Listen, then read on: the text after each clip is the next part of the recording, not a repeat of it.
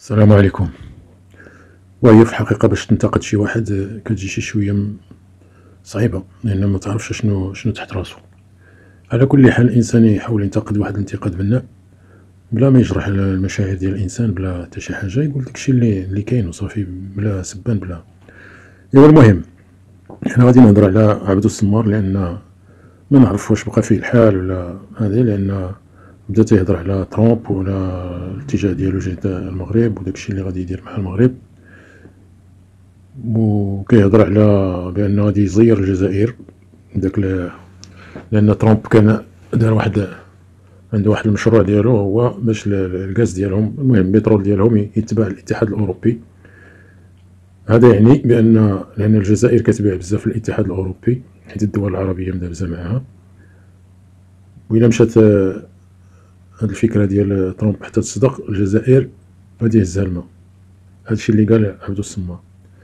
وفيما يخص هادوك الناس ديالنا حنا هنايا، دوك الخونة اللي كانوا كيقول لك ها هو ترامب هذيك غير دار تغريده ومشى فحالو، الهضره ديال الجنرالات دابا ولاو دابا مسمينهم الدوله الراعيه للانفصاليين والارهابيين.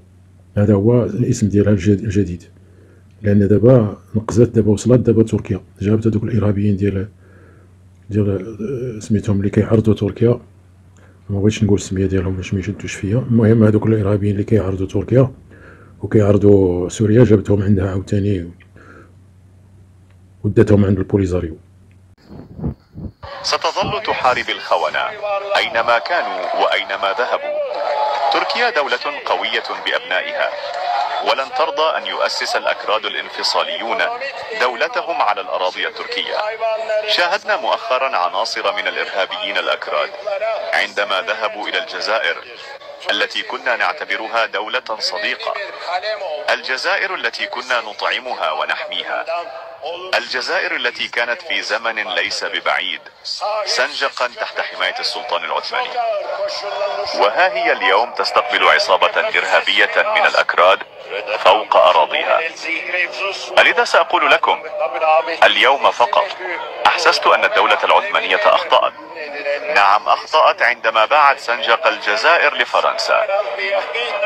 ولتعلم أنه لولا أجدادنا الأتراك ولولا القائد بربروس العظيم لبقي سكان الجزائر عبيدا لدى إسبانيا كما وجدهم بربروس العظيم. وعلى كل هذا واحد التقرير مع هذا الفيديو هذا ديال عبدو السمار، كيهضر على بان ترامب صافي داك الوعد ديالو اللي كان وعد المغرب بان غادي يبدا يطبقو، وكاعتراف بالجميل، لان كما كتعرفوا المغرب هي اول دوله في العالم، اللي اعترفت باستقلال امريكا سنه 1977، ماشي 1900، اسمحوا لي 1777، ماشي 1787 كما كاتبين شي وحدين وداير يدخلوها حتى في ويكيبيديا، هي راه 1777. المهم هذا التقرير هذا هضر بان ترامب صافي داكشي ديال القنصليه اللي غادي تحل ان شاء الله في الداخله غادي تحل، وغادي يدير مشاريع تما للشركات ديال امريكا في الداخله وفي العيون وفي داك النواحي كامله. ايوا حنا كنطلبوا غير الله يكمل بالخير. ايوا نخليكم مع الفيديو ومن بعد نرجعوا.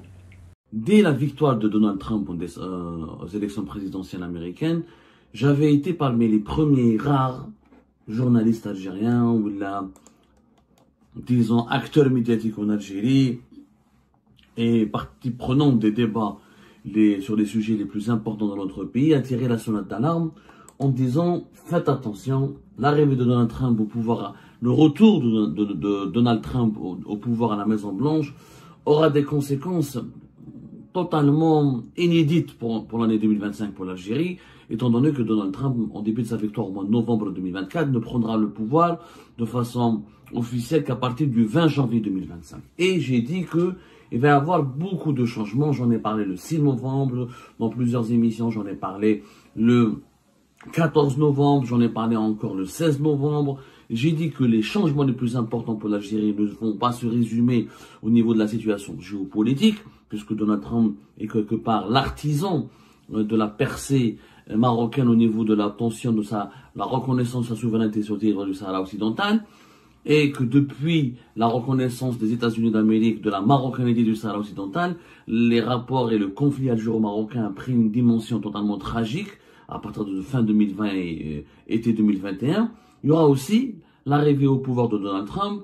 Je l'ai prévu, je l'ai prédit, j'en ai parlé, aura des conséquences économiques importantes pour l'Algérie. Un récent article publié par l'Institut Washington pour la politique du Proche-Orient prédit que la future administration du président américain Donald Trump, lorsqu'elle entrera en fonction, prendra probablement des mesures concrètes pour renforcer la reconnaissance de la souveraineté marocaine sur le Sahara. Selon cette analyse, il est prévu que la nouvelle administration ouvre un consulat dans la ville de Dakhla. Comme promis en 2020, un consulat virtuel avait été établi mais resté symbolique. Le retour de Trump pourrait également ouvrir des opportunités d'investissement lucratives pour les entreprises américaines. L'analyse, intitulée « Les relations entre l'Union européenne et le Maroc, entre droit et politique », rédigée par la chercheuse Souher Madini, souligne que bien que Washington ait signé un accord de libre-échange avec le Maroc il y a 2 décennies et qu'il n'y ait actuellement aucun obstacle légal à l'investissement direct étranger au Sahara, le boom attendu des investissements américains ne s'est jamais matérialisé. La chercheuse estime que tout développement dans les relations économiques avec les États-Unis sera nécessairement limité par le fait que l'Union européenne est le plus grand partenaire commercial du Maroc et son plus grand investisseur étranger, en raison de la proximité géographique et d'autres raisons. Selon la même analyste, si Washington et ses partenaires européens échouent à résoudre les conflits persistants concernant les droits de commerce et le Sahara marocain, ils pourraient laisser le champ libre à la Russie et à la Chine pour affirmer une plus grande influence dans le royaume. Elle ajoute que, bien que l'engagement du Maroc avec Moscou et Pékin soit traditionnellement limité, un jugement de la Cour de justice de l'Union européenne pourrait pousser le royaume dans les bras de ses concurrents. Elle note que ces derniers ont discrètement renforcé leurs intérêts au Maroc, notamment dans le Sahara, en ciblant les ressources locales et en investissant dans le secteur de la pêche côtière. À titre d'exemple, Souher Madini mentionne que la Russie a récemment renouvelé un accord de pêche de 4 ans avec Rabat, tandis que la Chine pourrait accroître sa présence sur les côtes marocaines sur la base du protocole d'accord de 2023 concernant la pêche en mer. Pékin envisage également d'investir dans des projets d'hydrogène vert dans les régions sahariennes, ayant signé en 2023 un protocole de coopération avec la société marocaine Gaïa Energy et la société saoudienne Ajnan Brothers. Mon avertissement vient de se concrétiser puisque le 20 décembre dernier, M. Donald Trump a prévenu d'ores et déjà les Européens, il leur met la pression pour que l'Europe achète de plus en plus du gaz et du pétrole américain, sinon il menace tous les pays européens d'appliquer des sanctions commerciales. Dans un message sur les réseaux sociaux, voilà ce qu'il a dit M. Donald Trump. J'ai dit à l'Union européenne qu'elle devait combler son énorme déficit avec les États-Unis en achetant à grande échelle notre pétrole et notre gaz. Sinon, ce sont les droits de douane qui s'appliqueront. C'est une menace claire de M. Donald Trump. Donald Trump est clair, il a déjà dit durant sa campagne électorale, avant de gagner les élections en novembre 2024, il a dit que là, les États-Unis d'Amérique va relancer la production du gaz de schiste, va relancer la production du pétrole de schiste, et que les États-Unis d'Amérique voudront devenir et demeurer le leader mondial, non seulement de la production du gaz et du pétrole pour leurs propres besoins, mais aussi des exportations des hydrocarbures vers l'étranger, notamment vers des marchés stratégiques et importants comme l'Union européenne. Cette phrase, cette menace, c'est pas une phrase, cette menace de Donald Trump concerne direct l'Algérie parce que cela signifie quoi? Si l'Union européenne est contrainte par les Américains à acheter de plus en plus de gaz et de pétrole américain, cela signifie que l'Algérie va perdre des clients européens. C'est-à-dire que les clients européens qui ont l'habitude d'acheter notre gaz et notre pétrole, eh ben, ils vont se diriger vers le gaz et le pétrole américain. Sachant que nous, le continent européen, c'est notre principal client. Il faut savoir que les échanges économiques, les pays de l'Union européenne, c'est pratiquement 60% de nos exportations. Des exportations qui sont dominées par le pétrole et le gaz. Le marché des hydrocarbures, le gaz et le pétrole algérien, entre 60 à 65%, il est vendu dans les marchés européens. Notre principal partenaire commercial, c'est l'Union européenne. C'est pas la Chine. L'Union européenne qui regroupe l'Italie, la France, tous les pays. Le premier pays client du gaz, par exemple, en Algérie, le gaz algérien, c'est l'Italie. Ensuite, c'est l'Espagne. Ensuite, d'autres pays européens comme la France, comme le Portugal. Mais, globalement, l'Union européenne est pour nous le marché le plus stratégique. Dans tous nos échanges commerciaux, l'Union européenne, c'est plus de 50% de nos échanges commerciaux avec le monde. On va analyser des chiffres. Il faut savoir que pour le moment, déjà bien avant cette menace de Donald Trump, le pétrole et le gaz américain ont fait une percée extraordinaire dans les pays de l'Union européenne. Il faut savoir, quand on prend par exemple le classement du gaz transporté par gazoduc, c'est pas les États-Unis d'Amérique qui dominent. Le premier pays fournisseur de l'Union européenne en 2023 a été la Norvège. 46% du gaz naturel qui est vendu, acheminé à l'Europe par gazoduc. Encore une fois, je fais de la pédagogie, c'est important pour comprendre cette nouvelle configuration économique que nous risquons de subir avec le retour de Donald Trump au pouvoir à la Maison-Blanche. Il y a deux types de gaz. Il y a le gaz qu'on vend par gazoduc et le fameux GNL, le gaz naturel liquéfié. C'est du gaz qui est transformé selon un processus industriel. En l'état, il devient liquide et c'est pour ça qu'on l'appelle liquéfié. Il est transporté dans des bateaux qu'on les appelle les méthaniers. Ensuite, les pays qui achètent ce gaz vont le regazifier pour l'utiliser pour leur usage industriel, leur usage domestique. Dans le gaz naturel pur, le premier fournisseur de l'Union européenne, c'est la Norvège. Après la Russie qui était le premier à plus de 40%, maintenant elle ne fournit que 17,4% du gaz naturel, elle ne couvre que 17,4% des besoins du gaz naturel du marché de l'Union européenne. Ensuite, c'est l'Algérie, 13,4%. C'est une belle avancée. Avant la guerre en Ukraine, on était en général entre 8 et 9%. On a gagné des parts de marché grâce à la crise énergétique en Union européenne. Ça, c'est les chiffres de 2023. 2024, malheureusement, on a exporté moins de gaz qu'en 2023. Je vais vous dire après les chiffres. Mais on reste entre 12 et 13% de parts de marché de l'Union européenne. Ensuite, c'est la Grande-Bretagne, parce que la Grande-Bretagne, il y a du gaz au niveau de la mer du Nord, ils ont du pétrole et du gaz. Ils couvrent 12,9% des besoins du gaz naturel pour l'Union européenne. Et l'Azerbaïdjan, 7,2%. Les États-Unis ne sont pas présents dans ce marché du gaz naturel par gazoduc. Il n'y a pas un gazoduc depuis les États-Unis vers l'Union européenne. L'immensité géographique, l'immensité de la séparation géographique entre les deux continents fait en sorte que c'est pas possible. Il faudra un gazoduc de plusieurs centaines de milliards de dollars pour relier les deux continents. Ce qui fait que les États-Unis vendent généralement que du GNL pour l'Union européenne. Voilà. Que du GNL. Le GNL, c'est les États-Unis qui dominent le marché. Ce n'est plus la Russie. Avant que c'était la Russie, aujourd'hui, c'est les États-Unis d'Amérique à plus de 40%. 40,2% depuis 2023. La Russie, c'est que 13,2%. Le Qatar, 13%. Il est en train de dépasser la Russie. Ensuite, l'Algérie, 6,7%. Et la Norvège, 6%.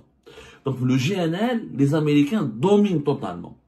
Maintenant, vous allez me dire, mais Abdou, nous, on n'est pas menacés, puisque nous, on a les gazoducs, etc. Sauf que, qu'un des pays aujourd'hui, s'ils importent plutôt, s'ils consomment plus de GNL que de gaz naturel qui vient par les gazoducs, eh ben, ils vont diminuer leurs importations du gaz naturel classique pour recourir au GNL. Par exemple, pour la France, le GNL américain domine en France de plus de 22%, entre 22 et 25% du gaz qui est consommé par les Français, il vient des États-Unis d'Amérique. C'est du GNL.